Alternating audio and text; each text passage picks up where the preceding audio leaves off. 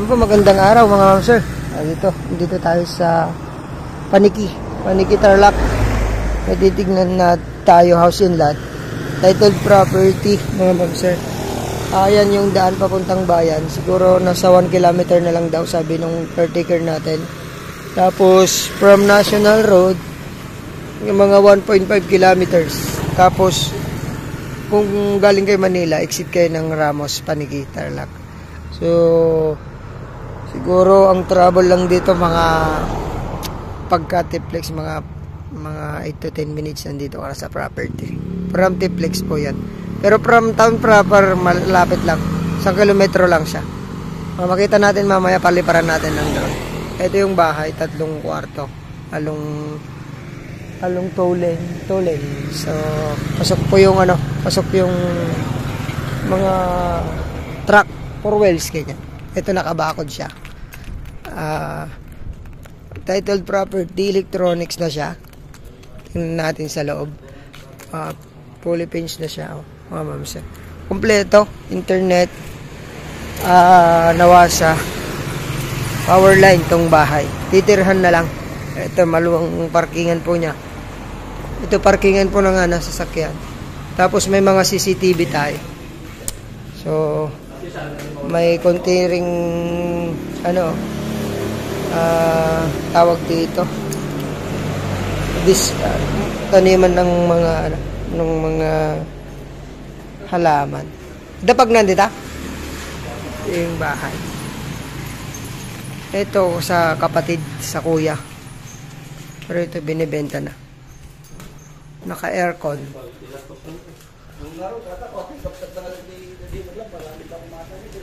Ayan na inawasa po. Tapos ito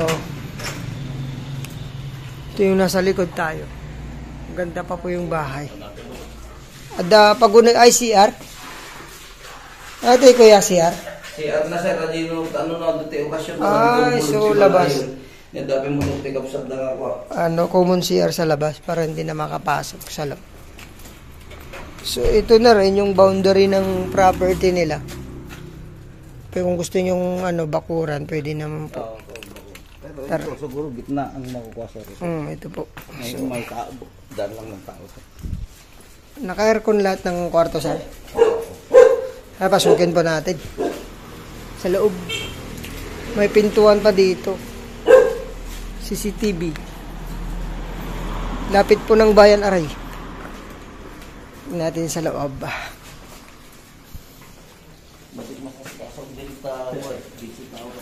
Busy.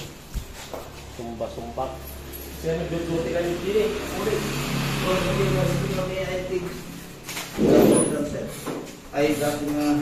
Kahit dalawang sasakyan pala dito, kaya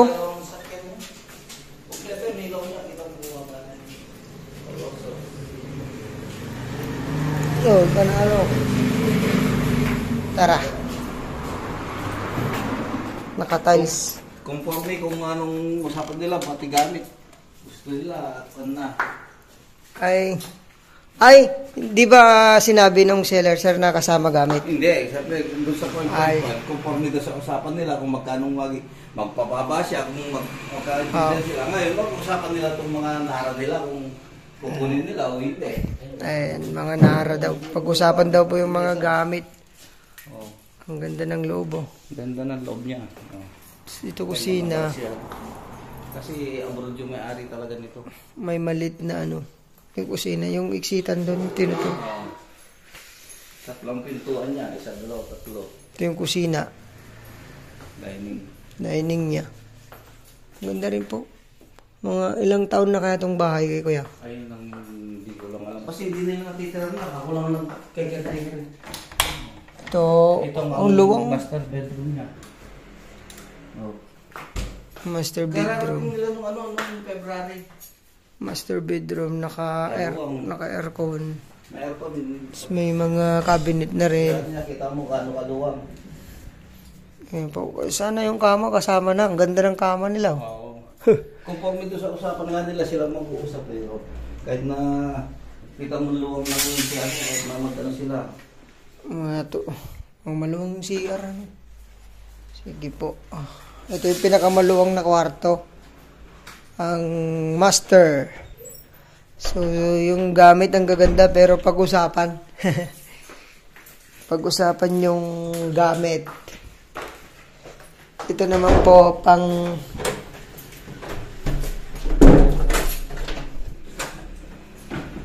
anak, no? Oo, sa mga anak niya.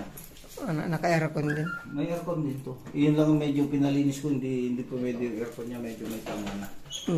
Pero ito po. So, 3 kwarto. May kama mga na. kapit na yan, siyempre, siguro naman, dyan na yan. Oo. Dahil siya. Nakapix eh. Nakapix siya. Nya to iba nung may isa. At ay may tanong nga CR na. CRT, oh. May common CR pa. So, 3 ang CR. Kaya nga 3 pati doon sa Bishop Taro. Ang ganda. Luwang ano? Luwang halos yung 26 na buo ng kabahayan. Oo nga eh, konti lang. 1 metro lang. Oh. So, titled property po ito, ma'am, sir. 3 kwarto. 3 CR din. Kompleto. Pero yung mga gamit pag-usapan po. Ang gaganda ng gamit, Nara. So, along... Nya, ito, Barangay Road. Barangay Road, datay. Wala ito, provincial. Provincial road yan. Provincial road daw po pala to. So, price ni seller, asking price niya, 5.5. 5. Ngayon, hindi ko siya kung bahala siya. Kung talagang siya kung ibigay ko yung number nila, silang mag-usap. Yun po. Hindi ako magkikialam sa... Yun po ang offer ni Kuya kasi siya pong caretaker dito. 5.5. Pagka interesado po kayo, bibigay namin yung number ni seller. Kasi nasa ibang bansa. Anytime naman pwedeng umuwi, Kuya. Uwi. Pwedeng mapagang uwi, ganyan. So 5.5, 226 square meter po, titled property. Dito po sa Paniki, Tarlac. Thank you po. God bless po sa ating lahat.